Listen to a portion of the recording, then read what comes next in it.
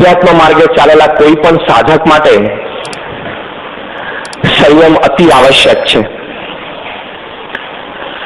દુનિયાભરના અધ્યાત્મ શાસ્ત્રોએ એમના સંપ્રદાયના અનુયાયીઓને સંયમના પાઠ શીખવ્યા છે. સંયમની વાતો શાસ્ત્રોમાં તો છે જ, મહાન સંતો અને સત્પુરુષના જીવનમાં તો છે જ,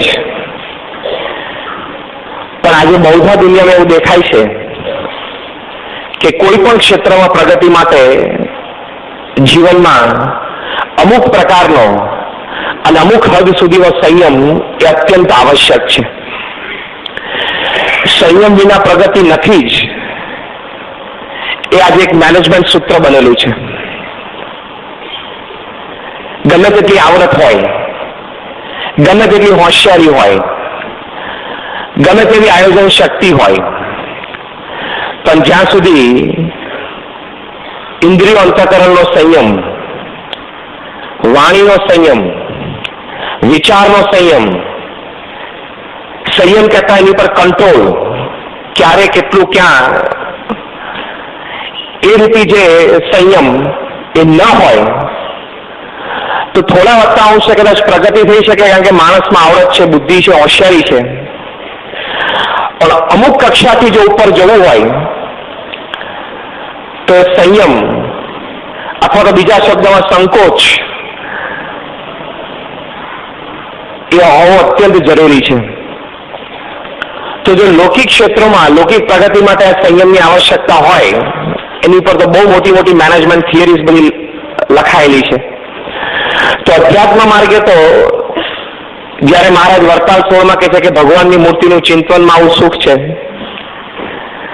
જ્યારે મહારાજ કહે છે કે સંકલ્પ રહિત સ્થિતિ એ આપણે પામવાની છે, જ્યારે મહારાજ આપણને એમ કહે છે કે એકાંતિક ધર્મ સિદ્ધ કરવાનો છે, જ્યારે શ્રીજી મહારાજની ઈચ્છા છે કે આપણે સદાય કાળ માટે અક્ષરધામમાં એમની સેવામાં રહીએ, ત્યારે તો આપણા જીવનમાં સંયમ જે એમણે બતાવ્યો છે, જે શાસ્ત્રોક્ત છે, જે આ સંપ્રદાયમાં એમણે પ્રતિપાદિત કર્યો છે, આપણી રીત પ્રણાલિકામાં ગૂંથાયેલો છે સંયમ, અને 200 વર્ષથી આપણે સંતો હરિભક્તો એ સંયમ કેળવતા આવ્યા છે અને ભગવાનની મૂર્તિનું સુખ લેતા આવ્યા છે, એ આપણી પાસે સાક્ષી છે. ત્યારે આપણને આ વાતની પ્રતીતિ આવે કે જીવનમાં અધ્યાત્મ માર્ગે સંયમ હોવો અત્યંત જરૂરી છે, સંયમની અત્યંત આવશ્યકતા છે. કારણ કે શ્રીજી મહારાજે પોતે સિદ્ધાંત મૂક્યો છે, જેતલપુરના વચનામૃતમાં મહારાજે કહ્યું કે વાસના છે જન્મ મરણનો હેતુ છે.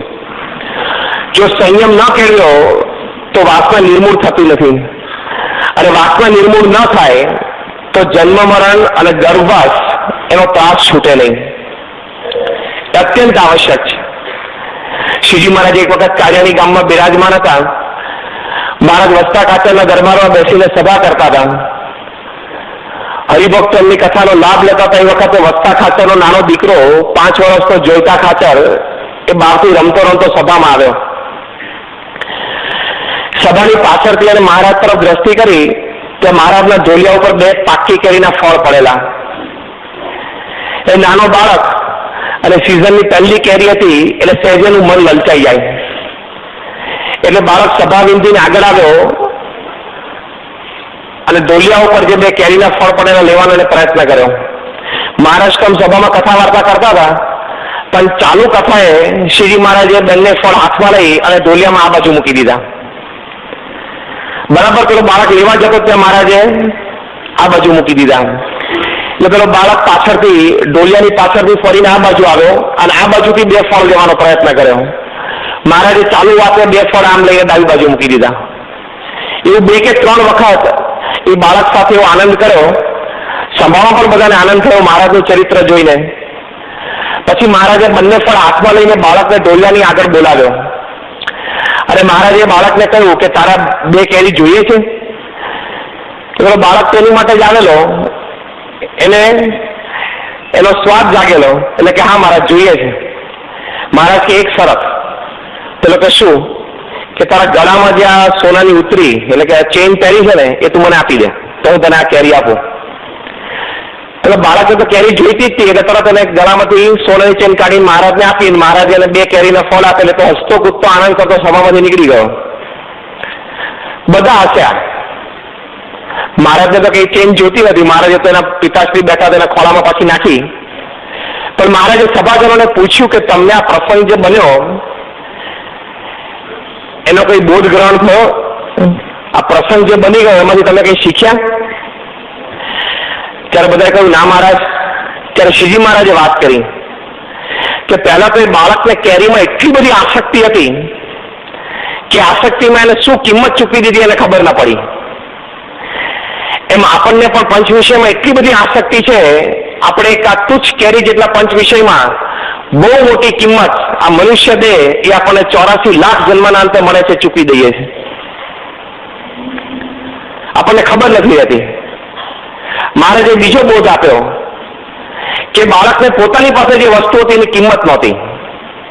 એ બાળક પાસે જે સોનાની ઉતરી હતી એને અજ્ઞાન હતું કે આ 2 કેરીના ફળ માટે મારી પાસેથી આ સોનાની ચેન લે છે, પણ હું આ સોનાની ચેન લઈને બજારમાં જાઉં તો ગાડે ગાડા ભરીને કેરી આવે ને આખા સિઝન સુધી ખાઈ શકું. એને ખબર નથી. ટૂંકમાં પોતાની પાસે જે વસ્તુ હતી એની કિંમત નહોતી. એમ આપણી પાસે પણ જે ભગવાનને સંત છે એની આપણને કિંમત નથી. જેમ એક સોનાની ચેન એ ગાડે ગાડા ભરીને કેરી લાવે એમ ભગવાનના સંત જે આપણી પાસે છે એ આપણને જન્મ મરણથી રહિત થઈને ભગવાનના અક્ષરધામમાં મૂકી દેવા સમર્થ છે, એની કિંમત આપણને નથી. એટલે સંયમ એટલા માટે આવશ્યક છે કે આપણે થોડીક આસક્તિ માટે, થોડાક પ્રલોભન માટે, થોડાક પંચ વિષયના સુખ માટે, થોડીક ઇન્દ્રિયોના વિલાસ માટે એ આપણે બહુ મોટી કિંમત ચૂકવી દઈએ છીએ. અને સંયમ નથી એટલે આપણને એ સત્સંગનું સુખ પણ નથી આવતું. સંયમ નથી એટલે અધ્યાત્મ માર્ગે પ્રગતિ પણ આપણી થતી નથી. પણ સિદ્ધાંત તો એ જ છે, કોઈ પણ સાધક અધ્યાત્મ માર્ગે ચાલતો હોય નિર્વાસનિક થવા માટે સંયમ અત્યંત આવશ્યક છે. ઇન્દ્રિયોનો સંયમ છે, અંતઃકરણનો સંયમ છે, પછી બધો સંયમ આવી જાય. જોવાનો સંયમ, ખાવાનો સંયમ, સ્પર્શનો સંયમ, વાણીનો સંયમ, વિચારનો સંયમ, જે કંઈ પંચ વિષય છે એ દરેકમાં સંયમ એ અત્યંત જરૂરી છે. જો ઇન્દ્રિય અંતઃકરણને છૂટા મૂકીએ તો મહારાજે 95 ત્રીજા વચનામૃતમાં કહ્યું છે કે જન્મ મરણ આપણને ઉભા કરે. મહારાજે એટલે કીધું 95 ત્રીજા વચનામૃતમાં કે તો જેમ અંગ્રેજ છે એ ગુનેગારને બંદીખાનામાં નાખીને પછી એની પાસે કામ કરાવે છે, એ મારે તો બંદીખાનામાં જ રાખવા પડે. એનો ગુણ જ નહીં લેવાનો કોઈ દિવસ કે ઇન્દ્રિય અંતઃકરણ બહુ સારા છે અને મારે કંઈક કામના છે.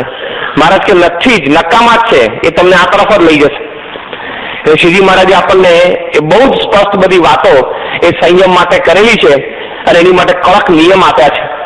જે વર્તમાન અત્યારે આપણી બીએપીએસ સ્વામિનારાયણ સંપ્રદાયમાં સંતો અને ગ્રસ્ત એટલે હરિભક્તો અને આપણે કાર્યકર્તા સૌ જે આપણે વર્તમાન પાડીએ છીએ, દુનિયાના કોઈ સંપ્રદાયમાં પ્રેક્ટિકલી કદાચ થિયરી કોક લખાઈ હશે પણ પ્રેક્ટિકલી જીવનમાં તો કોઈ પાડતા નથી. જે આપણે પ્રયત્ન કરીએ છીએ પાડવાનો અને પાડીએ છીએ, કારણ કે મહારાજ આપણને એકાંતિક ધર્મ સિદ્ધ કરાવો છે. એટલે અહીંથી વૃત્તિ ઉખડે તો ત્યાં ચોટે. અહીંથી વૃત્તિ જો થોડીક પણ કદાચ પાછી વળે, ઉખડે નહીં પણ પાછી વળે તો પણ એ સુખની થોડીક ઝાંખી એ આપણને થાય. એ શ્રીજી મહારાજનો સિદ્ધાંત છે. એટલે સંયમ અત્યંત આવશ્યક છે. પણ સામે હકીકત શું છે કે સંયમ આપણે કેળવી નથી શકતા, અથવા તો જે મહારાજને આપણા ગુરુવરીને આપણી પાસેથી જે કક્ષાનો અપેક્ષિત છે એ સંયમ હજી આપણે પાળવામાં ઘણા દૂર છીએ. પ્રયત્ન છે, વિચાર પણ છે, પણ હજી આપણને સૌને અનુભવ છે કે દ્રઢતા નથી. એને લઈને એ આપણે પૂર્ણ રીતે ભગવાનને સંતને રાજી નથી કરી શકતા. સેવા કરીએ છીએ, ભક્તિ કરીએ છીએ, સાંપ્રદાયિક વાંચન, કથા વાર્તા કરીએ છીએ, બધું જ છે, પણ સંયમ ઘણો બધો ઓછો છે. ઇન્દ્રિયો અંતઃકરણના ગોળા રોપવા એ બહુ જ અઘરા છે. એ આપણે જાણીએ છીએ, આપણને બધાને અનુભવ પણ છે. કારણ કે શ્રીજી મહારાજે પ્રથમ 11મા વચનામૃતમાં વાત કરી છે કે પૂર્વે જે વિષય ભોગવ્યા હોય એની જે અંતઃકરણને વિશે ઈચ્છા વર્તે એને વાસના કહીએ, અને જે વિષય ભોગવવામાં ન આવ્યા હોય એની પણ જે અંતઃકરણને વિશે ઈચ્છા વર્તે એને પણ વાસના કહીએ. હવે આને ક્યાં પહોંચી વળવું? ગુણાતીયન સ્વામી કે અનંત કોઠાર ભરેલા છે, એમાંથી એક કોઠાર ખાલી ખોલી અડધાના વિષય કર્યા છે અને અડધાના ઇન્દ્રિયો અંતઃકરણ કર્યા છે, એમાં તો આખું જગત ચાલે. કેટલું મોટું તંત્ર હશે. એટલે સંયમ રહેવો આપણને અત્યંત અઘરો છે. મહારાજ એક વખત ગજરામાં હતા, સભા કરીને બેઠેલા અને મહારાજને સમાચાર મળ્યા કે ગેલા નદીમાં પૂર શરૂ થયું છે. એટલે મહારાજને કાં તો સૌરાષ્ટ્રની નદીઓ છે એટલે પૂર થોડું ઉપરવાસ વરસાદ વધારે હોય તો આવી જાય અને થોડાક કલાકોમાં ગમે કે સમી પણ જાય.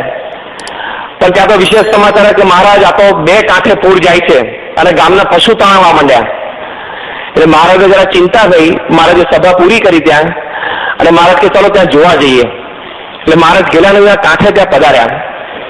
સંતો હરિભક્તો બધા સાથે હતા અને આમ ઘોડાપુર હતું, ભેંસો ગાયો તણાતી હતી, ઘણા ઝાડ તણાતા હતા. મહારાજ આમ જોઈ રહ્યા, પછી આમ ગામમાં પાણી ઘૂસી જાય ત્યાં સુધીના એના કાંઠાથી છલકાયા નતા. એટલે મહારાજ આમ એ જોતા જોતા એકદમ હસી પડ્યા. એટલે મુક્તાન સાહેબ પૂછ્યું કે મહારાજ કેમ હસ્યા તમે?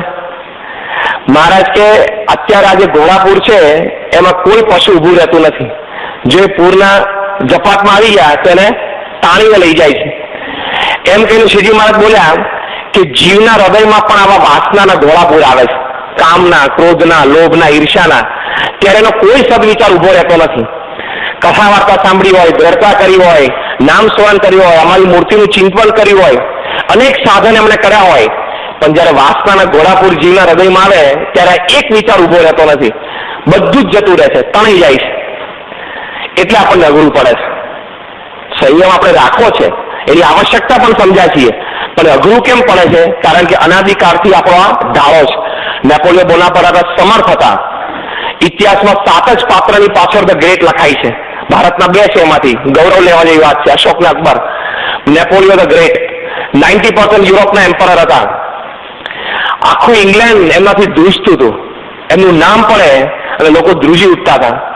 આટલો સમર્થ બાદશાહ હતો, પણ એના એક સૈનિકના પત્ની સાથે એને પ્રેમ થયો, જોસ્ફિન સાથે. ત્યાંથી છૂટાછેવડા લેવડાવીને એને પોતાની સાથે પત્ની બનાવી, એની સાથે લગ્ન કર્યા. ઇતિહાસકારો લખ્યા છે કે એટલી કઈ સ્વરૂપમાં સ્ત્રી હતી નહીં, છતાં પણ એના પ્રેમમાં એટલો બધો પાગલ હતો. તો ઇટાલી સાથે જયારે યુદ્ધ ચાલતું હતું ત્યારે નેપોલિયો 8 દિવસ ઘોડા પરથી ઉતર્યો નથી નીચે. 8 કન્ટિન્યુઅસ ડેઝ એને ફાઇટ આપી. કદાચ વચ્ચે થોડીક ઊંઘ આવે કે જોકું આવે તો ઘોડા ઉપર આડો પડીને સુઈ જાય. પગ તો આ ટેંગણામાં ભરાવેલા જ હોય, સહેજ આડો પડી જાય. 8 દિવસ સુધી એ યુદ્ધમાં આવી રીતે લડેલો છે. પણ એ યુદ્ધમાં વચ્ચે જોકું જેમ આવે એમ જોસ્ફિન પણ યાદ આવે ને. ચાલુ યુદ્ધે ઘોડા ઉપર બેઠા બેઠા જોસ્ફિનને પત્ર લખેલા છે. એ પત્ર તો ઓપ્શનમાં અત્યારે લાખો ડોલરમાં વેચાય છે. પણ આ એની આસક્તિ, એની ઘણી બધી વ્યૂહરચનાઓમાં ધ્યાન નતો આપી શકતો. પાછલા જીવનમાં યુદ્ધોમાં એનું કારણ બાય. અને જયારે સેન્ટ હેલિના ઉપર પકડાયેલો ત્યાં એને રાખવામાં આવેલો, ઇતિહાસકાર એવું નોંધે છે કે મૃત્યુ થયું ત્યારે એનો છેલ્લો શબ્દ જોસ્ફિન હતો. એ મર્યો અને પકડાયો એ પહેલા જયારે ફ્રાન્સમાં હતો ત્યારે તો જોસ્ફિનનું મૃત્યુ થઈ ગયેલું, પણ રોજ સવારે ઉઠીને પહેલો કાર્યક્રમ એની કબર ઉપર જવાનો, ભગવાનની મૂર્તિનું ચિંતન સવારના પોરમાં જ. એટલે આ ગમે તેવો સમર્થ બાદશાહ હતો, પણ સંયમ રાખવો ઇન્દ્રિયો અંતઃકરણ ઉપર. જાણતો હતો કે અહીંયા મારું પતન છે, એ જાણતો હતો કે અહીંયા બહુ જ મોટી ખોટ છે મને, છતાં એ સંયમે કેળવી નતો શક્યો. અત્યંત અઘરું છે. મહારાજે આપણને લખ્યું છે, આપણને તો ભગવાનને સંત મળ્યા છે જે આપણને સંયમ કેળવવામાં માર્ગદર્શન આપે છે. ખાલી માર્ગદર્શન નહીં, આપણો જો વિચાર હોય તો આપણને સંયમ કેળવવામાં બળ પણ આપે છે. છતાં ભગવાનના સંતના સાનિધ્યમાં પણ આપણને કેટલું અઘરું પડે. સ્વામીશ્રી મુંબઈમાં હતા, 72ની સાલનો પ્રસંગ છે. સ્વામીશ્રી સવારે નાસ્તો પાણી કરી અને પધરામણીએ નીકળ્યા. બપોરે લગભગ 1:30 વાગે એક હરિભક્તને ત્યાં જમવાનું હતું, ત્યાં સ્વામીશ્રી પધાર્યા. તે વખતે તો સ્વામીશ્રી પોતે સાથેના હરિભક્તોને સાથે જમાડતા, પોતે બેઠા હોય, સામે હરિભક્તોની પંગત કરાવે, અને પોતાના જમવામાં તો સ્વામીને જરાય રસ રુચિ હોય જ નહીં, વૃત્તિ જ નથી એવો આપણને પ્રતીતિ આવે. સેવક સંતો પાસે, બીજા પીરસનારાઓ પાસે સામે જે બેઠેલા હરિભક્તોને સ્વામી પીરસાવે અને યાદ રાખી કે એમને જો આપો, જેમને દાળ ખલાસ થઈ ગઈ, જેમને બધાને શાક નથી શાક આપો. એવી રીતે હરિભક્તોને બધાને સામે જમવા બેસાડેલા. એક હરિભક્ત હતા રજનીભાઈ પટેલ, એમણે પંગત બેસી ગયેલી, પોતે પણ બેઠેલા હતા, થાળીઓ પણ મૂકી ગયેલી અને પીરસવાની શરૂઆત કરી દીધી. એટલે માથું છે ને આમ હાથમાં ટેકવી અને આમ બેસી ગયેલા. અને હાથમાં જેમનો નેપકિન હતો, સામાન્ય જે નાનો હેન્કરચીફ હોય એ હેન્કરચીફ નહીં પણ નેપકિન હતો થોડો મોટો, અને હાથમાં ટેકો રાખીને બેસી ગયેલા. એટલે જે પીરસના પહેલા સંત આવીને પૂછ્યું કે તમને કેમ તકલીફ છે, માથું દુખે છે? તો કે ના. એટલે કંઈક પીરસ્યું. બીજા સંત આવ્યા, એમને પણ પૂછ્યું કે તમને કઈ તકલીફ છે, કે માથું દુખે છે, શરદી થઈ છે, થાકી ગયા છો? તો કે ના, કઈ નહીં. અને ના કહીને જે રિસ્પોન્સ આપે ને એ પાછો ફેશિયલ એક્સપ્રેશન્સમાં નોર્મલ હોય, એટલે એમ કે કદાચ તકલીફ નહીં હોય. ત્રીજા ચોથા જણા આવ્યા ને તો ચોથા જણાએ જયારે પૂછ્યું કે તમને કઈ તકલીફ છે, સ્વામી તો લગભગ 6 થી 7 ફૂટ દૂર બેઠા હશે. સ્વામીથી રહેવાયું નહીં. ચોથી વ્યક્તિએ પૂછ્યું એટલે સ્વામી બોલી ગયા. સ્વામી કે કોઈ તકલીફ નથી, પણ જે નેપકિનની અંદર એને ટ્રાન્ઝિસ્ટર રેડિયો રાખ્યો છે એમાં કોમેન્ટ્રી સાંભળે છે.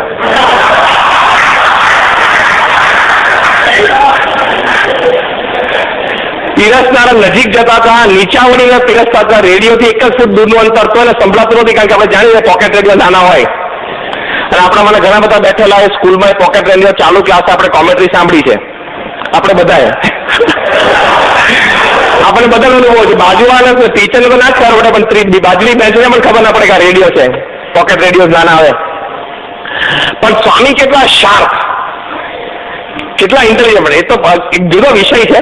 પણ સત્પુરુષ સામે બેઠા છે, જેના દર્શન કરવાના છે, જેની મૂર્તિનું ચિંતન કરવાનું છે, જેના ચરિત્ર સંભાળવાના છે, જેની સાથે આપણે ફિઝિકલી રહ્યા હોય તો કયા સ્થળે કેવી રીતે એ બેઠા તો હું બેઠો તો સ્મૃતિ રાખવાની છે. એ મુખ્ય હાર્દ છે સત્પુરુષ સાથે જોડાવાનું. એના થકી નિર્વાસનિકપણું છે. મહારાજે વતનાવતનો સિદ્ધાંત મૂક્યો છે, એ બધી વાત ખબર છે. અને બીજા 5 કામ પડતા મૂકીને સ્વામી સાથે સવારથી સમાગમમાં અને સેવામાં જોડાયા છે. છતાં સામે બેસીને રેડિયો છૂટ્યો નહીં. આ કેટલી આમ પ્રબળતા હશે પંચ વિષયની. પછી એ હસી પડ્યા, સ્વામી હસી પડ્યા, અને પછી તો સ્વામી આવું બોલ્યા એટલે પછી રેડિયો કરીને ખિસ્સામાં મૂકી દીધો. પણ જો આવી રીતે સત્પુરુષ ભગવાનને સંત સામે બેઠા હોય તો અઘરું છે. વિલ ડ્યુરાન્ટે પુસ્તક લખ્યું છે ધ સ્ટોરી ઓફ સિવિલાઇઝેશન. એમાં વિલ ડ્યુરાન્ટે લખ્યું છે to imbibe moral values in the hearts and minds of people is as difficult as transporting water to the 10th story of a building without the help of a mechanical or electrical device. કે વ્યક્તિઓના હૃદયમાં અને એમના મનમાં એટલે કે વિચારમાં નૈતિક અને આધ્યાત્મિક મૂલ્યો સિંચવા એ કેટલું અઘરું છે કે કોઈ બિલ્ડિંગના 10મા માળે કોઈ મિકેનિકલ કે ઇલેક્ટ્રિકલ ડિવાઇસની મદદ વગર તમારે પાણી પહોંચાડવાનું થાય તો કેટલું અઘરું પડે. એટલું અઘરું આ છે. અને અઘરામાં અઘરું કામ પૃથ્વી ઉપર અત્યારે સ્વામીશ્રી કરે છે. પામર અને પતિત જેવા જીવોને પણ સ્વામીએ સંયમના પાઠ શીખ્યા છે અને ઉત્તમ ભક્તો બનાવ્યા છે. એમની સામર્થ્ય છે. પણ એક ભક્ત તરીકે સંયમમાં રહેવું, એક ભક્ત તરીકે આપણે સંયમ કેળવવો એ આપણી શ્રીજી મહારાજ પ્રત્યેની એક નૈતિક જવાબદારી છે. કારણ કે આપણે એમના આશ્રિત થયા.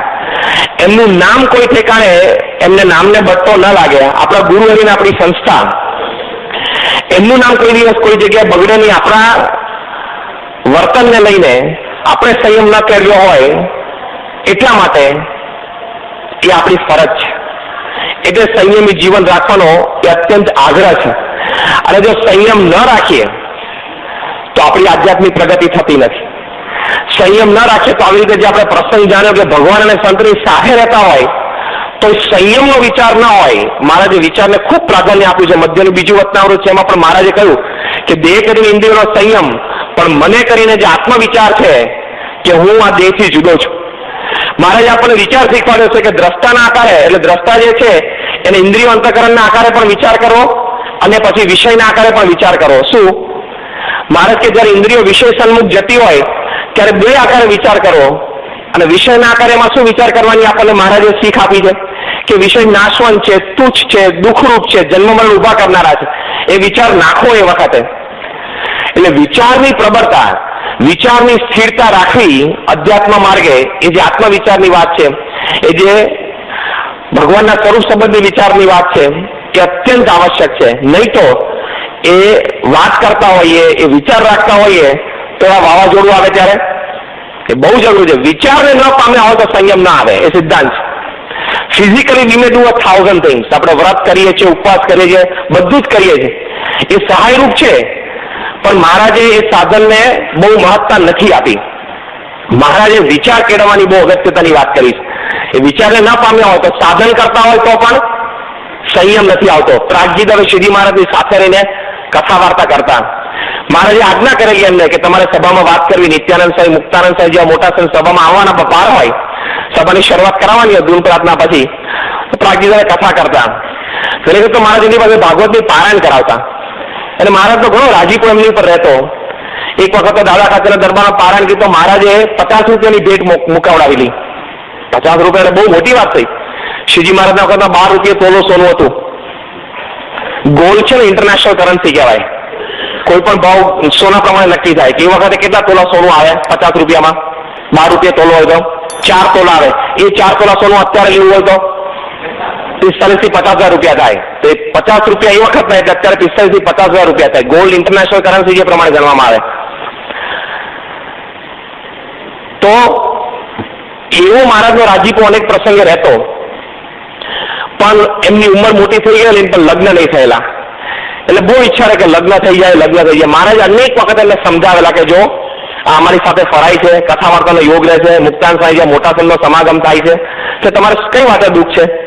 અને જ્યાં જાઓ છો ત્યાં યજમાન તમને બહુ પ્રેમથી આગતા સ્વાગતા કરીને જમાડે છે, રાખે છે, તો તમારા જીવનમાં ખોટ શું છે? કે મહારાજ બધી વાત સાચી, પણ હવે આ એક લગ્ન તો કરવા પડશે. મહારાજ કે આટલી બધી કથા વાર્તા કરો છો, અમારી સાથે રહો છો, આવા મોટા સંતનો સમાગમ છે, તો કે ના મહારાજ. એટલે ઘણી મહારાજને આગ્રહ રાખતા. કોઈ ગામમાં જઈને કોઈ મોટા હરિભક્ત મળે ને તો પાછા ખાનગીમાં કહેતાય ખરા, જરા હોય તો કંઈક ગામમાં જોજો ને, એવું કહેતા રાગજીદાએ. એમની આવી વૃત્તિને લઈને ઘણી વખત સુરા ખાચર કે મહારાજ પોતે પણ એમની મશ્કરી કરતા. તો એકવાર તો બન્યું એવું કે એમને પારાયણની પૂર્ણાહુતિ થઈ અને બધા મહારાજના દર્શન કરી અને એમની પાસે ભેટ મૂકીને બધા હરિભક્તો વ્યક્તિગત દર્શન પતાવીને જમવા જતા હતા. મહારાજ ઉભા થઈને અક્ષરરોડીમાં આવે ને શેખજીને આવતા જોયા મહારાજે.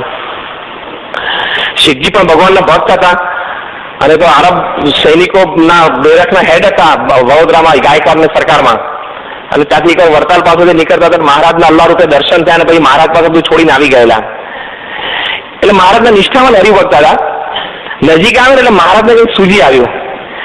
એટલે શેખજી નજીક આવે આ બાજુથી, અક્ષરવડીમાં મહારાજ હતા, આ બાજુથી પ્રાગજીદાદા પણ ઉભા થઈને અક્ષરવડી તરફ આવતા હતા.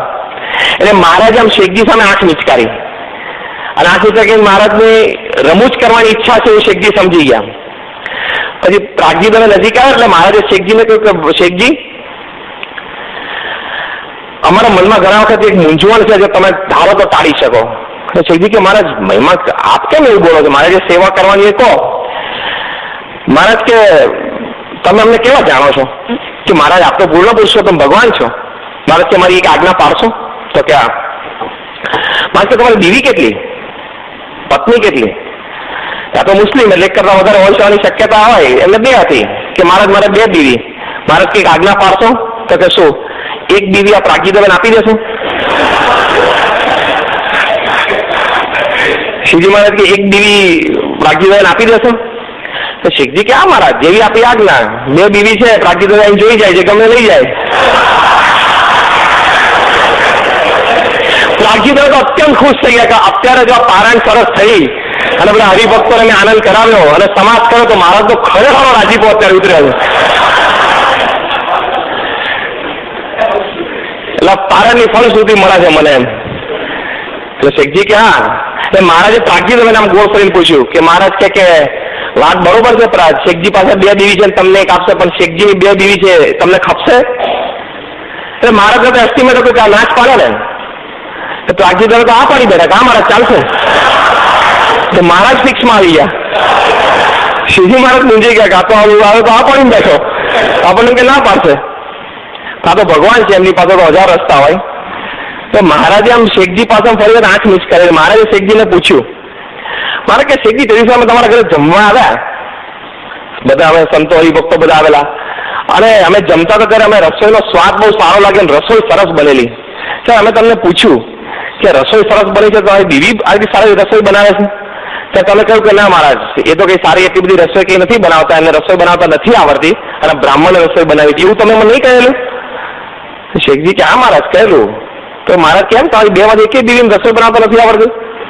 તો શેખજી કે ના મહારાજ 2 માંથી એકેય બીવીને રસોઈ બનાવતા નથી આવડતી. કે આટલી ચર્ચા ચાલી હતી, પ્રાગજીદાએ મહારાજનો હાથ પકડો. મહારાજ એની ચિંતા ના કરશો, હું રસોઈ કરીને જમાડીશ, પણ તમે લાવો તાત્કાલિક.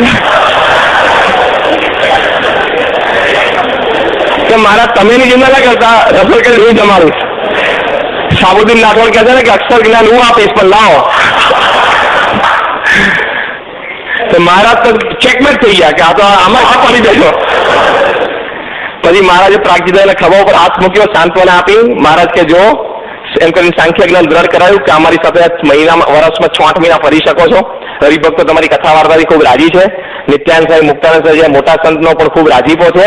સત્સંગની આવી સેવા થાય છે. પછી પરણશો તો આવું બધું નહીં થાય, અમારી સાથે નહીં બહુ રહી શકો. પછી ઘરની બધી માથાકૂટ શરૂ થશે અને પાછળ બધો વસ્તાર વધશે તો એની ઉપાધિમાં જીવન પૂરું થઈ જશે, ખબર નહીં પડે. એની કરતા છે બરોબર છે. પ્રાગી દાદા નિશાસા નાખતા કે મારે દર વખતે તમે વાત ઊભી કરો છો અને પાછી આમ ટાળી દો છો કે પાછું સાંખ્ય જ્ઞાન કરાવી દો છો. પણ જો વાત શું છે કે સત્સંગમાં જ રહેતા હતા, મહારાજની સાથે જ ફરતા હતા, કથા વાર્તાનો આટલો યોગ હતો, પણ જો વિચારને નહોતા પામ્યા તો સંયમ એ જીવનમાં આવો અત્યંત અઘરો છે. એ સંયમ કેળવી નહોતા શક્યા.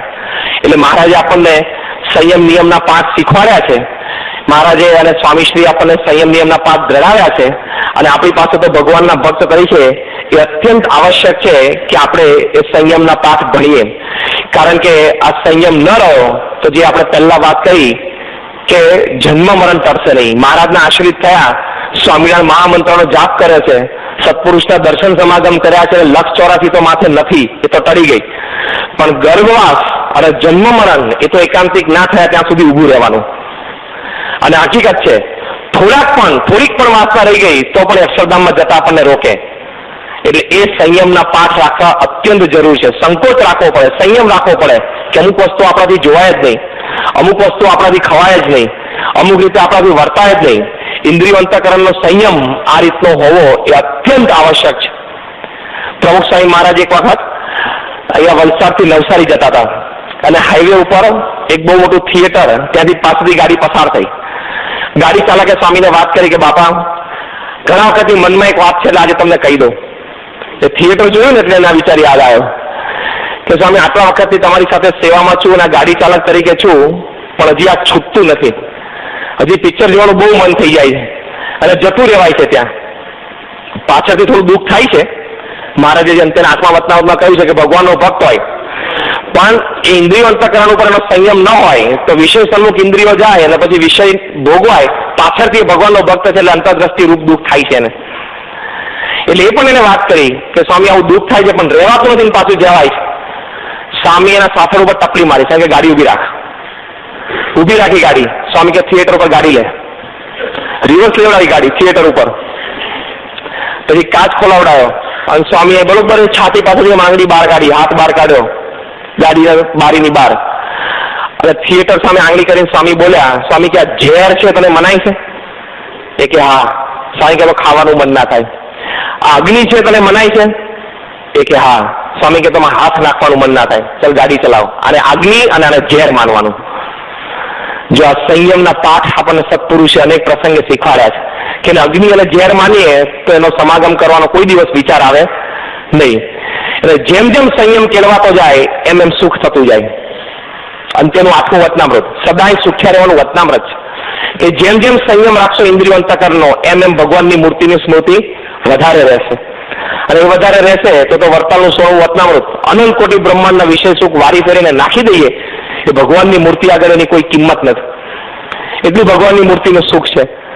અને પણ સામે આ જ કે જો વાસના રહી ગઈ, સંયમ ન કેળવ્યો, ભગવાન અને સંતની કૃપાનું બળ એ મોટું છે અને આપણા વિચારનું બળ પણ છે. એ ન કેળવ્યો તો થોડાક માટે પણ જન્મ મરણ ઊભું થઈ જાય. શ્રીજી મહારાજ સારંગપુરમાં પસાર થતા હતા અને સામે એક બહુ નિમ્ન જ્ઞાતિની કોઈ બાયા છે, એ ઝાંપડી, એને શ્રીજી મહારાજને પંચાંગ પ્રણામ કર્યા દૂરથી. કોઈ હરિભક્તે જોયું કે આ બાઈ તો એકદમ નિમ્ન જ્ઞાતિની છે, આમાં સંસ્કાર સંભવે નહીં, અને આ બાઈએ પંચાંગ પ્રણામ કર્યા શ્રીજી મહારાજને. એ આશ્ચર્ય હતું. એમાં કોઈ હરિભક્તે મહારાજને કહ્યું મહારાજ આશ્ચર્ય કહેવાય. ત્યારે મહારાજે હસ્યા અને મહારાજે કહ્યું કે આ બાઈમાં સંસ્કાર એટલા માટે છે કે ગયા જન્મમાં આ બાઈ બહુ સંસ્કારી હતી, બહુ ઊંચા કુળમાં એનો જન્મ હતો. પણ એક પ્રસંગ એવો એના જીવનમાં બન્યો કે એક વખત વરસાદનો સમય હતો, ચોમાસું હતું અને ઝરમર વરસાદ પડતો હતો અને એક ઝાંપડો એટલે કે એક પુરુષ એના ઘર પાસેથી પસાર થયેલો. એને લાલ સાફો બાંધેલો અને હાથમાં વાંસળી હતી.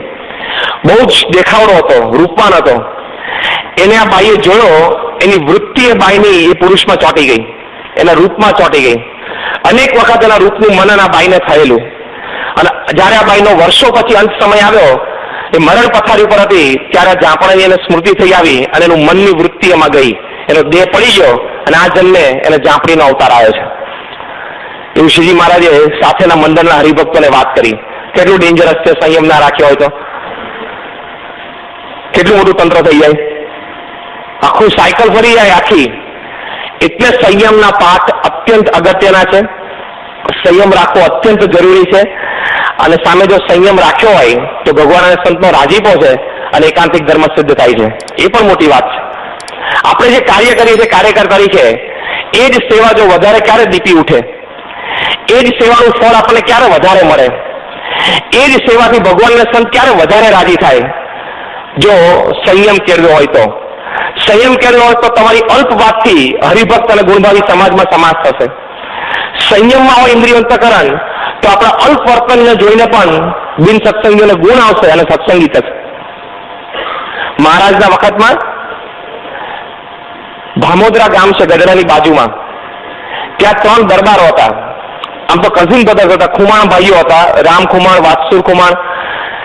એ 3 ભાઈઓએ વાત સાંભળી કે ગઢડામાં દાદા ખાચરના બેન છે લાડુબા, એ દેવીનો અવતાર છે. આ 3 તો બધી રીતે પૂરા હતા, દારૂ, માટી, ચોરી વગેરે બધી રીતે પૂરા હતા. પણ કે લાડુબા દેવીનો અવતાર કહેવાય છે તો કેવા દેખાય છે એક જોઈએ તો ખરા.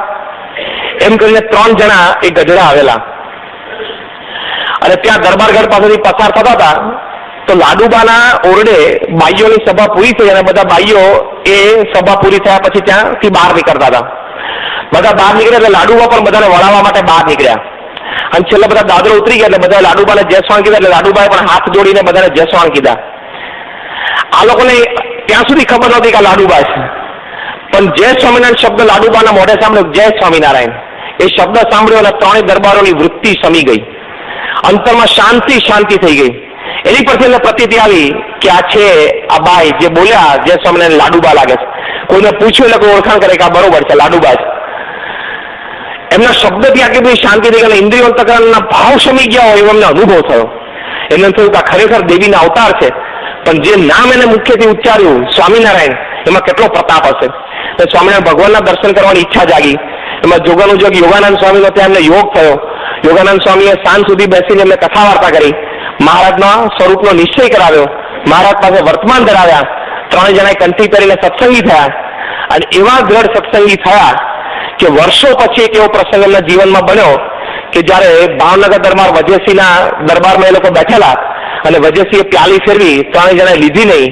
વજયસિંહ પોતે ઉભા થયા 3 જણાને પ્યાલી આપવા માટે, પોતાના હાથ લંબાવ્યો એમને, 3 જણાએ તલવાર કાઢી. જેવો અભયસિંહનો પ્રસંગ બનેલો છે એવો આ 3 દરબારોનો પ્રસંગ બનેલો છે.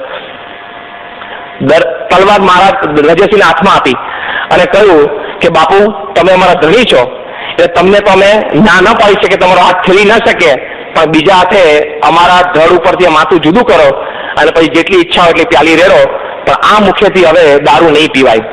આવી દ્રઢતા એ યોગાનંદ સ્વામીના સમાગમથી તો પછી થઈ, પણ પહેલા એ અનુભવ ક્યાંથી થયો? લાડુબાના મુખે ખાલી એક જય સ્વામિનારાયણ શબ્દ સાંભળ્યો છે એમને. કેમ? લાડુબાના ઇન્દ્રિયો અંતઃકરણ આવા સંયમમાં હતા. સંયમ કરતા પણ આમ તો વિશેષ કે મહારાજમાં જોડાયેલા હતા અને એ જે ભાવમાંથી આ શબ્દ, એ ભાવમાંથી જે ભાવના પ્રગટેલી, એની આટલી બધી ઇફેક્ટ થાય. તો આપણે મહારાજના સ્વામીમાં જોડાયેલા છે, સામે સંયમ આપણે ઉચ્ચ કક્ષાનો કેળવ્યો હોય તો એ કથા વાર્તાથી કેટલી બધી સમાજ થાય, કેટલો બધો વર્તન દ્વારા પણ આપણને કેટલો બધો સમાજ થાય. તો આ સંયમ નિયમના પાઠથી આપણે કાર્ય પણ સારી રીતે કરી શકીએ છીએ અને દરેકને માન થાય છે. તમે જો ઘણા બધા મંડળો એવા છે કે જેમાં કાર્યકર્તાની કદાચ એટલી બુદ્ધિમત્તા નથી, એવી આયોજન શક્તિ નથી, એવી કથા વાર્તા કે કીર્તનમાં પણ એની એવી આવડત નથી, પણ એ નિયમ ધર્મમાં દ્રઢ હશે ને તો આખા મંડળને એમના પ્રત્યે બહુ જ માન છે. એવા ઘણા બધા કાર્યકર્તાઓ, હરિભક્તોના આપણને પ્રસંગો અથવા તો આપણે એમને વ્યક્તિગત રીતે ઓળખીએ છીએ. તો આ હકીકત છે અને સંયમ કેળવાય છે. મહારાજે વચનામૃતમાં વર્ણવ્યો છે એ કક્ષાનો સંયમ, એ કક્ષાનો સંયમ ઇન્દ્રિય અંતઃકરણનો કેળવી શકાય છે ભગવાન અને સંતની કૃપાથી. પરમ પૂજ્ય ત્યાગવલ્લભ સ્વામી, પૂજ્ય આનંદ સ્વરૂપ સ્વામી ને બધા સંતો એક વખત સારંગપુરથી અમદાવાદ જતા હતા. 1985 દ્વિશતાબ્દી મહોત્સવ પહેલાનો આ પ્રસંગ છે. તો ગાડીમાં જતા હતા ત્યારે આનંદ સ્વરૂપ સ્વામી સહેજે વાત કાઢી અને ત્યાગરાજ સ્વામીને પૂછ્યું કે સ્વામી, જ્યારે જ્યારે સંપ્રદાયમાં કોઈ સેવા સંબંધી વાત કરે, પ્રવચન હોય કે કથા હોય, પણ સેવાની વાત આવે ત્યારે આપણે બધા અવશ્ય યાદ કરે. કારણ કે આપણે યોગીજી મહારાજની આજ્ઞાથી મુંબઈમાં જે સેવા કરી એ અદ્વિતીય છે અને બધાને યાદ છે. યોગીજી મહારાજનો અને પ્રમુખ સ્વામી મહારાજનો અપાર રાજીપો થયો એ પણ બધા જાણે છે. સેવાની વાત આવે ત્યારે આપની વાત થાય. તો આપણે આ સેવા કરી એમાં આપણે લાભ શું થયો? ત્યારે ત્યાગોલક સ્વામી તો એકદમ ભક્તિભાવથી એમની સ્ટાઇલ પ્રમાણે હાથ જોડીને આંખ ભરીને કે મહારાજે મધ્યના 63માં વચનામૃતમાં કહ્યું છે કે બળ પામીએ, તત્કાળ અતિશય બળ આવે એટલે આપણને સેવા ભક્તિ કરવાનું વધારે મન થાય. આનંદ સ્વરૂપ સ્વામી પૂછ્યું કે સ્વામી, એ શબ્દો વચનામૃતના છે બરોબર છે, પણ તમને જે અનુભવ થયો હોય એ તમારા શબ્દમાં તમે વર્ણન કરો. ત્યારે ત્યાગોલક સ્વામી બોલ્યા કે મને પંચ વિષયના સંકલ્પ જ થતા નથી. આ કેટલી મોટી વાત કહેવાય. એટલે સંયમના પાઠ જો બરોબર શીખ્યા હોય ને આપણે આપણી જાતને કેળવીએ તો આ સંયમ, આ કક્ષાનો પંચ વિષયના સંકલ્પ થતા હોય. આપણને પરમ પૂજ્ય ડોક્ટર સ્વામીના દર્શન થાય છે, મહંત સ્વામી, ત્યાગોલક સ્વામી, ઈશ્વર સ્વામી, બધા સદગુરુ સંતોના દર્શન થાય છે. અને કોઠારી બાપા પ્રત્યક્ષ આપણને અત્યારે સામે બેઠા છે, એમના દર્શન થાય છે. સ્વામી કે 100 ટચનું સોનું છે એવું બાપા બોલ્યા છે. એ સંયમના પાઠ યોગીજી મહારાજની આજ્ઞાથી અમને કેળવ્યા છે બાપાને રાજી કરવા માટે. તો સ્વામી કે જેમ 16 વનનું સોનું હોય, 24 કેરેટ ગોલ્ડ, એમાં રૂપાનો ભાગ જોવા ના મળે. સ્વામી કે અમારા કોઠારી છે એમાં રૂપાનો ભાગ જોવા ના મળે. સ્વામી કે અમારી કોઠારીમાં ભૂલ કરો તો પૈસા પાછા, એવું સ્વામી બોલે છે ઘણી વખત. સ્વામી કે અમારા ગુણાતીયન સ્વામી વાતમાં કહ્યું છે કે મોટા શહેરનું સેવન, અધિકાર અને પૈસાનો સંબંધ એ જીવને બગાડવાના હેતુ છે. આ વાત કરીને પ્રમુખ સ્વામી મહારાજ જાહેર સભામાં બોલ્યા, સ્વામી કે ગુણાતીયન સ્વામીની એ વાત અમારા કોઠારીએ ખોટી પાડી છે. ગુણાતીયન સ્વામી વાત એમણે ખોટી પાડી છે. એટલે કઈ કક્ષાનો સંયમ એ જીવનમાં ભગવાનના સંતને રાજી કરવાનો તાણ હોય તો કેળવી શકાય છે એ આપણને પ્રત્યક્ષ પરમ પૂજ્ય કોઠારીના દર્શન થાય છે. તો આ બધા સદગુરુ સંતો એમના દર્શન થયા. હરિભક્તો હમણાં સિદ્ધિ કાકા ધામમાં ગયા, બહુ જ નિષ્ઠાવાન હરિભક્ત, એકાંતિક સ્થિતિ. એમને એક વખત સાંઈ બાપાને પૂછ્યું કે બાપા અક્ષરધામનું સુખ કેવું હશે? સાહેબ કે સીધી તમને આવે છે એવું, બીજું કેવું? સિદ્ધિ કાકા ધામમાં ગયા, દીકરા કલાકાંતે બાપાને ફોન કર્યો કે બાપા સમાચાર આપવા માટે કે બાપુજી ધામમાં ગયા છે. સિદ્ધિ કાકા ધામમાં ગયા, પહેલું જ વાક્ય સ્વામી બોલ્યા, સ્વામી કે એમને તો અહીંયા ધામ જ હતું, અહીંયા એમને મૂર્તિનું સુખ આવતું હતું અને ત્યાં એ જ સુખ લેવા ગયા છે. મહારાજની બાજુમાં બેઠા છે, અહીંયા એમને એ જ સુખ આવતું હતું. ક્યારે આવે આવું સુખ? ક્યારે આવો સત્પુરુષનો રાજીપો થાય? એ સંયમના પાઠ આપણે કેળવ્યા હોય, સંયમ રાખ્યો હોય તો આવે. એટલે ભગવાન અને સંતની કૃપાથી થઈ શકે છે. હરિભાઈ પરીખ હતા, કાપડના વેપારી, મુંબઈમાં. થોડા વર્ષો પહેલા હમણાં ધામમાં ગયા. હીરાભાઈ પરીખ. હીરાભાઈ પરીખ એ વિદુર થયેલા અને એમની બહુ ઈચ્છા હતી કે મારે બીજે વખત લગ્ન કરવા છે. અને સાંઈ પાસે આવ્યા અને સ્વામીને આવીને વાત કરી કે બાપા બીજે વખત લગ્ન કરવા. સ્વામી કે સંકલ્પ જ નથી કરવાનો, તારી ઉંમર કેટલી છે? કે 65 વર્ષની. સ્વામી કે બીજી વાર 65 વર્ષ હોય જ નહીં. કે બહુ એમને આગ્રહ કર્યો. સ્વામી કે લઈ જ. સ્વામીનું મહિના દરમિયાન રોકાણ હતું. પાછા 15-20 દિવસ પછી આવ્યા. સ્વામી સાહેબ કે શું? કે આપણે લગ્ન તો કરવા પડશે, એકલા તો ઘરમાં સોરતું નથી, કે ફાવતું નથી, નહીં રહેવાય. કે સ્વામી પાછું જ્ઞાન આપ્યું. સ્વામી કે આપણે સેવા કરવાની, કથા વાર્તા સાંભળવાની, સત્સંગ કરવા જવાનું, પણ આપણે બીજી વાત એ કરવું નથી. જેટલું કર્મમાં લખ્યું એટલું ભેગું થયું અને કર્મમાં નહોતું એટલું પૂરું થઈ ગયું. હવે એને સંભાળવાનું નહીં, ભૂલી જવાનું. તો બહુ આગ્રહ રાખેલો સ્વામી કે હમણાં ઉભા રહો, હું CSI જઈને આવું છું અમેરિકા, પછી આપણે વાત કરીએ. ત્યાં સુધી બીજો સંકલ્પ નથી કરવાનો. એટલે 6 મહિના તો સ્વામીએ ફેલ મારી દીધો. એમને સામે જો કહેવાનું શું છે, આ પ્રસંગમાંથી હાર તો મને સમજ સત્પુરુષ સાથે જોડાણ હતું તો સૌરું બધું પડ્યું. CSI માંથી સ્વામી પાછા આવ્યા અને ઠાકોરજીના દર્શન કરવા મધ્યખંડ પાસે આમ ગોળ ફરીને ઘનશ્યામ મારા તરફ ગયા, સામે જ ઉભા હતા હીરાભાઈ. બાપા સ્વામી કે હમણાં મળું, બરો ઉપર આવો પછી મળું છું. એ ઠાકોરજી પર શું છે? પછી સ્વામી ઉપર ગયા અને જેમની વિધિમાંથી બધું પરવારે એટલે તરત જ હીરાભાઈ વ્યક્તિગત મુલાકાતમાં ઉપર આવી ગયા અને છેલ્લે મળ્યા કે બાપા દયા કરો. સ્વામી કે શું? કે સ્વામી એકલા તો નહીં રહેવાય કે, અને કે મારી કંપની જતી રહી, કંપની વગર નહીં રહેવાય, હવે તમે આ પાડી દો, આજ્ઞા કરી દો. બહુ સ્વામીને વિનંતી કરી. સ્વામી ના જ પાડતા હતા. સ્વામી સાંખ્ય જ્ઞાન જ કરાવે અને છેલ્લે કે બાપા પણ મારે કંપની વગર નહીં રહેવાય. તો સ્વામી ભાવમાં આવી ગયા. સ્વામી કે મને 71 વર્ષ થયા, મેં કંપની વગર 71 વર્ષ કાઢ્યા, તેની કંપની જરૂર પડે? કે સ્વામીને સંયમ બરોબર આમ જણાવતા હતા. સ્વામી કે સંયમમાં જ રહેવાનું છે, નથી જ કરવાનું. આ સ્વામી કે મારી ક્યાં કંપની છે? આપણે મહારાજ ને સ્વામી જોગી મહારાજ આપણી કંપની છે, કેમ બીજી જરૂર પડે? એ કે સ્વામી પણ નહીં રહેવાય. બહુ સ્વામીને આગ્રહ કર્યો. પછી સ્વામી કે જો હું તમને આખા દિવસનો ક્રમ ગોઠવી આપું. એમ કે બાપે આખા દિવસનો ક્રમ ગોઠવી આપ્યો. સાહેબ કે સવારે ઉઠીને નહીં ધોઈને પૂજા કરી લો, સીધું શંકર આરતીમાં દાદર મંદિર આવી જવાનું. શંકર આરતી કરીને પછી સાંઈ કે કોઠારી કે તમારે નાસ્તો કરાવી દેશે. નાસ્તો કરીને કથામાં બેસવાનું. કથા પતે એટલે કોઠારી જોડે બેસી લેવાનું, એની ઓફિસમાં બેસવાનું. કંઈ નાનું મોટું કામ હોય તો કરવાનું, ક્યાંક જવાનું હોય, આવવાનું, કાગળે દેવાના હોય, લેવાના હોય, સરકારી દરબારી કામ હોય કરવાનું. 11:30 રાજભોગ આરતી થાય છે, 11:30 કારણ કે રાજભોગ આરતી કરવાની. સાહેબ કે તમારે ડ્રાઈવર છે, સવારે ગાડી લઈને ત્યાં ડ્રાઈવર આવી ગયો હોય, રસોઈ છે ઘરે, રસોઈ કરી નાખે. તમારે ઘરે જઈ હાથ પગ મોડું થઈને 12 વાગે ઠાકોરજીને થાળ કરવાનો, 5 થાળ બોલવાના. 1 વાગે સીધો 1 વાગી જાય. પછી સાંજે કે જમી લેવાનું. જમીન પછી એક વચનામૃત વાંચીને સુઈ જવાનું. બપોરે 1.5-2 કલાક આરામ કરો. 3:30-4 વાગે ઉઠીને નહીં ધોઈ લેવાનું. નહીં ધોઈને પછી આપણી કેસેટ હોય છે, વાંચન હોય છે, પુસ્તક વાંચવાનું 1-1.5 કલાક. પછી સાંજે આંટો મારવા જવાનું, અડધો કલાક ચાલી જવાનું. એટલે સાંજે કે સ્વાસ્થ્ય સારું રહે. 6:30 થાય એટલે મંદિર આવી જવાનું. અહીંયા ગોળી બોલાય, સંધ્યા આરતી અષ્ટક થાય, એ કરવાના. પછી સંતોને હરિએ મળીએ, જે સ્વાન થાય કોઈ હરિભક્ત આવે ને હરિએ મળીએ. પછી હું મંદિરમાં જમી લેવાનું. અને જમીન પછી પાછું શયન આરતી થાય. શયન આરતીના દર્શન કરી લેવાના. અને પછી સ્થાનિક જે મંદિરમાં રોકાયા સંતો, એ લોકોની સભા થતી હોય, ચેષ્ટા બોલાતી હોય, એમાં ચેષ્ટા બોલી લેવાની. ઘરે જઈ અને 5 માળા ફેરીને સવારે સુઈ જવાનું. સ્વામી કે આમાં કંપની વચ્ચે આવી ક્યાં? આ શેડ્યુલમાં કંપનીની જરૂર ક્યાં પડી આપણને? આટલો ક્રમ કરે તો સ્વામી હરિભાઈ કે સ્વામી બધી વાત સાચી, પણ નહીં રહેવાય. બાજુ નીચે પાણીમાં વિલ ડ્યુરાન્ટે લખ્યું છે, transporting water to the 10th story of a building without a mechanical device. બહુ અઘરું છે આ સંયમના પાઠ સિંચવા. પણ સત્પુરુષ સાથેનું જોડાણ તો થઈ શકે છે. સ્વામી કે કથા વાર્તા સાંભળે કે બાપા કઈ સાંભળ્યું? વિવેક સાહેબ બાજુ બેઠા એટલે પ્રગટનું નિરૂપણ કરી આપ્યું કે ભક્ત ચિંતામણી એનું નિરૂપણ સ્વામી શ્રી કરેલું સારંગપુરમાં. એ કસેટ છે તમારે સાંભળવાની. તો ક્યાં તો બાપા કઈ મૂર્તિનું ધ્યાન કર્યું? સ્વામી કે શ્રીજી મહારાજની આપણી આ મૂર્તિ મળે ને બુક સ્ટોલમાં બધી. એમાં વિવેક સાહેબ કે જો અત્યારે દર્શન થાય ને ત્યાં પ્રત્યક્ષ આજ મૂર્તિનું ધ્યાન કરવાનું. વિવેક સાહેબ બાજુ બેઠા એટલે બરોબર નિરૂપણ કરી આપ્યું. અને પછી એ ઉભા કરેલા ગરીબડા થઈ ગયા, સ્વામી રક્ષા કરજો. અને આવા બત્રા જ હતા, ઘણી સેવા કરી છે. સ્વામી એકદમ ભાવમાં આવી ગયા, પોતાનું ગાતરિયું કાઢ્યું. અને સ્વામી કે લો આ ગાતરિયું તમને ભેટ આપીએ છે. દિવસ દરમિયાન ઘરે હો ત્યારે ગાતરિયું ઓઢજો, રાત્રે સુવો ત્યારે ગાતરિયું ઓઢીને સુજો. એક સંકલ્પ નહીં થાય, જાઓ. એક સંકલ્પ તમને નહીં થાય. એ ગાતરિયું અમને ભેટ આપ્યું. દિવસ દરમિયાન ઘરે હોય ત્યારે ગાતરી ઓઢીને પોતે બેસતા, વાંચતા, કરતા, સાંભળતા. રાત્રે સુઈ જાય ત્યારે ગાતરી ઓઢીને સુતા. કારણ કે એમાં તો પાવર કેટલો હોય વૈરાગ્યનો, એમાં ત્યાગનો પાવર કેટલો હોય. અને ગાતરી ઓઢીને એક સંકલ્પ ના થાય. 4 મહિના પછી સ્વામી શ્રી ગોંડલ હતા, બોમ્બે થી રાજકોટ ટ્રેનમાં આવ્યા, અને ત્યાંથી ગાડીમાં એ ગોંડલ ગયા અને સ્વામી પાસે ગળગળા થઈને રડી પડ્યા. એ કે સ્વામી બહુ રક્ષા કરી, પણ આપે કીધું એ સાચું, 4 મહિનાથી એક સંકલ્પ સંસારનો થયો નથી. પંચ વિષય ભોગવવાનો એક સંકલ્પ થયો નથી. સ્વામી કે મહારાજ સારું કરશે. અને પછી સ્વામી કે બાપા એક વાત કહું? સ્વામી કે બોલો. 51 બોલો ને. તો સ્વામીને આશ્ચર્ય થયું, 51 બોલવાનું કે છે. સ્વામી કે બોલો. સ્વામી તો આમ સાહજિક બોલે કે 51.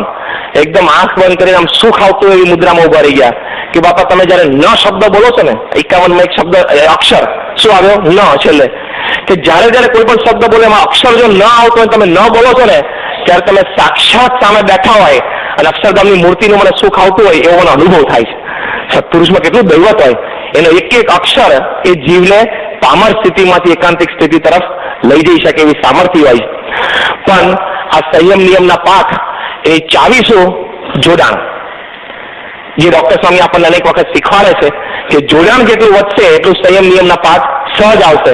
મારે લખ્યું ને 72માં સ્વરૂપ નિષ્ઠા દ્રઢતા છે તો કામ કરવાથી જીતવા નહીં પડે, ખરી પડશે. કેવા શબ્દો વાપરાય?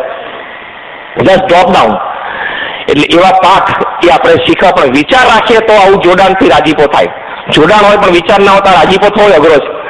એટલે મહારાજ સ્વામીને આપણે પ્રાર્થના કરીએ કે આપણે આ સંયમ નિયમના પાઠની વાતો તો એની સાંભળી છે ને આપણે બધા કરીએ છીએ ને સાંભળીએ છીએ, પણ હજી આપણે બધાએ આ વાતની ઘણી બધી દ્રઢતા વર્તને કરીને અને વિચારે કરીને બંને કરીને કરવાની છે, જેથી સત્પુરુષનો રાજીપો થાય અને આપણે પણ એકાંતિક સ્થિતિ પ્રાપ્ત કરી શકીએ. શ્રી સ્વામિનારાયણ ભગવાનની જય.